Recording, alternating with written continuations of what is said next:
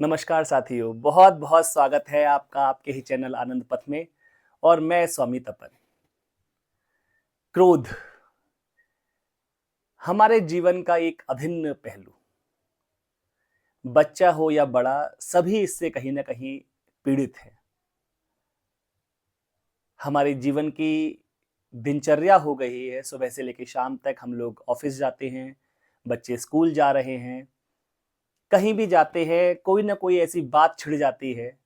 घर में पति पत्नी आपस में बात कर रहे हैं, सास बहू आपस में चर्चा कर रहे हैं, या कहीं कार्यालय में बैठे हैं, कोई ना कोई ऐसी बात आ जाती है जो हमारे मन को चुभ जाती है और अचानक ही हम गुस्सा करने लगते हैं, क्रोध में आ जाते हैं। माता पिता जब अपने बच्चों को समझा रहे होते हैं कि बेटा क्रोध नहीं करना है, बेटा क्रोध नहीं करना है। टीचर्स अपने स्टूडेंट्स को समझा रहे हैं कि बेटा क्रोध नहीं करना है। और अगर स्टूडेंट ना माने, अगर बच्चा ना माने दो चार बार उनकी बात को, तो वो खुद क्रोध करके दिखा देते हैं कि नहीं, क्रोध नहीं करना है। तो वो खुद भी क्रोध कर रहे हैं उस समय। वो खुद नहीं समझ पा रहे हैं कि हम क्या कह रहे हैं, कैसे हम अपनी ही बात का विरोध कर रहे हैं, अपनी विपरीत बात को रख रहे हैं। क्या है इसका मूल कारण, क्या है इसका निवारण, और क्या है इसका उपाय? इसका मूल कारण जो है वो ये है कि जब हमने चाहा था, तब हम अपनी संवेदनाओं को, अपने संवेगों को व्यक्त नहीं कर पाए। बच्चा क्लास में बैठा हुआ है, वो हंसना चाहता है, वो रोना चाहता है, वो कुछ कहना चाहता है, लेकिन टीचर उसको डांट देगा, नहीं इस समय ऐसा नहीं कर सकते आप। पति ने कुछ कहा, पत्नी ने अपने मन में दबा लिया। हम अपने अंदर संवेगों का दमन कर लेते हैं, और ये कहीं ना कहीं फिर वो जो फूटता है, कुछ समय बाद फूटेगा। आज अगर आपका बॉस आपके ऊपर गुस्सा कर रहे हैं, आज आप ना बोल पाए, ठीक बात है, 4 बार होगा, 6 बार होगा, एक समय ऐसी स्थिति आती है कि आपका गुस्सा फूट पड़ता है। क्या करें? कारण तो है आपके संवेगों का दमन। आप अपने संवेगों का दमन करते हैं। ये संवेग जो दबे रहते हैं, ये कभी न कभी फूटते हैं और गुस्सा बनते हैं। अब इसका जो मूल कारण है वो तो बता दिया मैंने आपको कि संवेगों का दमन। लेकिन क्या जो लोग संवेगों का दमन नहीं कर रहे हैं वो क्या ठीक कर रहे हैं? संवेगों का दमन जो लोग नहीं करते हैं, उनके अंदर निश्चित रूप से बहुत सारी मानसिक बीमारियां, शारीरिक बीमारियां कम होंगी। आप देखेंगे समाज में जो उच्छृंखल व्यक्ति हैं, जो उपद्रवी व्यक्ति हैं, उनको बीमारियां नहीं होती, वो स्वस्थ रहते हैं, क्योंकि अपने अपने दबा नहीं रहे हैं वो कुछ भी। लेकिन वो, क्या ये ठीक है? ये हमारी सामाजिक व्यवस्था के लिए ठीक नहीं है।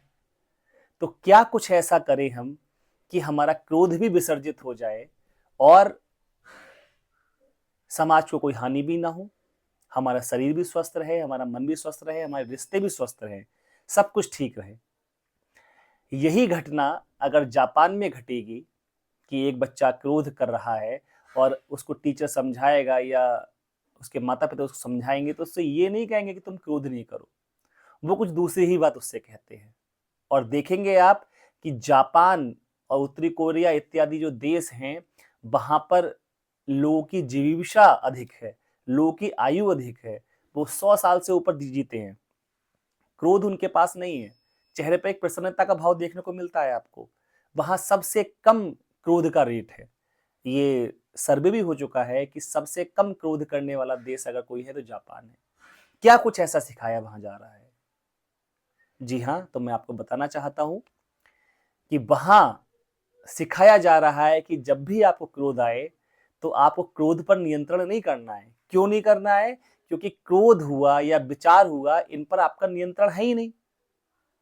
आप जितना इनको दबाने का प्रयास करेंगे, वो उस समय दब जाएगा। वो और जैसे कि गेंद है ना, गेंद को आप दबाओगे तो वो और ज्यादा उछल के बाहर निकल के आएगी।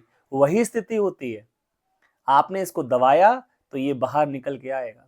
तो वहां सिखाया जाता है कि जब भी आपको क्रोध आए, तो आपको क्रोध पर नियंत्रण नहीं करना है, ध्यान ही नहीं देना क्रोध पर, बस अपनी श्वास का ख्याल रखना है,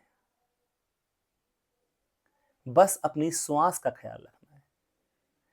क्योंकि क्रोध जब आता है, तब आप देखिएगा, आज ही ये प्रैक्टिकल कीजिएगा कि आपका जब भी आपको क्रोध आएगा, आपकी सांस उखड़ जाएगी, सांस तीव्र हो जाएगी, सांस की गति बदल जाएगी, और जब आप गहरी, धीमी और लंबी सांस लेते हैं तो आप क्रोध कर पाने में अक्षम हो जाते हैं। आप आधा मिनट भी नहीं होगा, आप गहरी सांस लेंगे, जहां आपकी सांस आपके बेली पॉइंट को टच करेगी, आपकी नाभि को टच करेगी, आपका क्रोध तुरंत ही विसर्जित हो जाएगा। आधा मिनट भी नहीं लगेगा। आप खुद सोचेंगे ये हुआ क्या, मैंने तो क्रोध के बारे में सोचा ही नहीं और क्रोध कहां चला गया। आप मुस्कुराएंगे, आप हंसेंगे।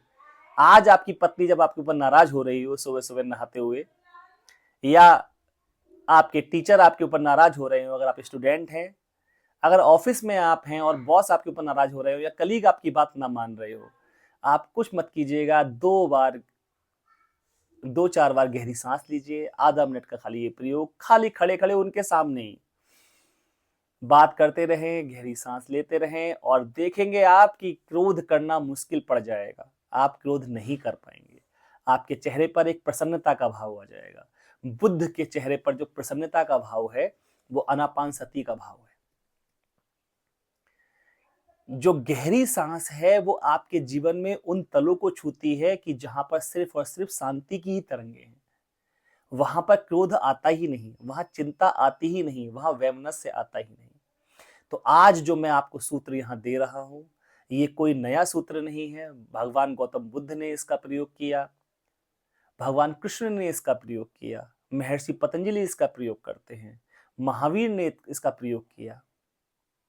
कोई भी संत ऐसा नहीं है जिन्होंने इन चीजों का प्रयोग नहीं किया है। कोई भी ध्यान विधि का भी हम जब प्रयोग करते हैं तो पहले हम यही कहते हैं, धीरी, लंबी और गहरी सांस। अगर दिन भर आप अपनी सांस का ही ख्याल रख पाए, सिर्फ सांस का ख्याल रख पाए, क्रोध में ही क्यों, जब क्रोध आए तभी ख्याल क्यों रखना, क्योंकि उस समय तो थोड़ा ख्याल रखना मुश्किल पड़ जाएगा। अगर आप दिन भर ही अपनी सांस का ख्याल रख रहे हैं कि जहां भाई ठीक है, आज हम प्रयास करेंगे, आज हम चल रहे हैं रोड पर, कुछ काम नहीं कर रहे हैं, क्या करना है, धीरी लंबी गहरी सांस, गहरी सांस आई, गहरी सांस छोड़ दी, बस इतना ही तो प्रयोग करना है। तो आज ही से क्यों ना करें। और अगर हम दिन में 4 बार इसको अगर याद करेंगे और फिर भूल जाएंगे, कोई बात नहीं है, लेकिन बार बार इसकी टेंडेंसी हो जाएगी याद आने की। और फिर एक समय ऐसा आएगा आप गुस्सा कर ही नहीं पाएंगे, क्रोध कर ही नहीं पाएंगे। बुद्ध ऐसे ही थोड़े ना, जब वो बैठे हुए हैं और उनके मुंह पे कोई व्यक्ति थूक जाता है आके और बुद्ध उससे कहते हैं कुछ और कहना है, आनंद क्रोध में आ गया, गला पकड़ लिया उस आदमी का, क्या करता है, ये बुद्ध है। और बुद्ध कहते हैं क्या कर रहे हो तुम, भाई कहा मुझसे है और मैं कह रहा हूं कि कुछ और कहना है और तुम इसका गला पकड़ते हो, तुम नया कर्म बंध क्यों बना रहे हो।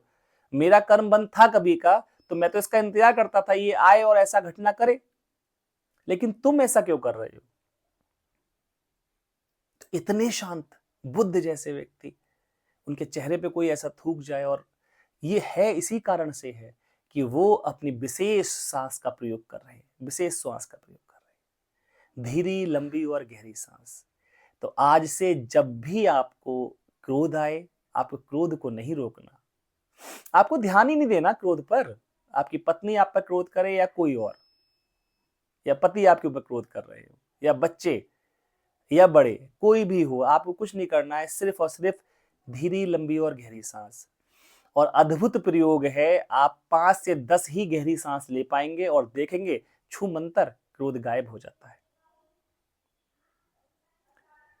तो निवेदन है आपसे मेरा कि आज से हम इस गहरी सांस का प्रयोग जारी करें।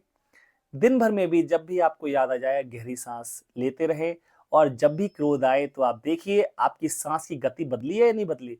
आज आपको सांस लेना याद आए या ना आए, लेकिन ये याद करिएगा कि जब भी आपको क्रोध आया है, आप देखिएगा आपकी श्वास की गति बदल गई होगी, आपकी सांस तेज हो गई होगी, आपकी सांस गहरी नहीं रही होगी, आपकी सांस उथली हो जाएगी।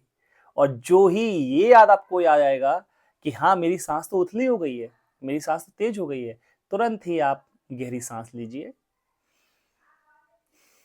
गहरी सांस छोड़िए, गहरी सांस लीजिए, गहरी सांस छोड़िए, और 3 और 4 गहरी सांस के साथ ही आपका क्रोध विदा हो जाएगा।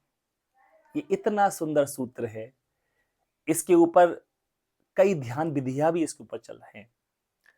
आनापानसति योग, विपश्यना ध्यान, तानदेन विधि, नाभि ध्यान, और जितने भी ध्यान चल रहे हैं सब कहीं ना कहीं श्वास को जरूर इससे जोड़ते हैं। कारण यही है कि श्वास एक अमूल्य सूत्र है।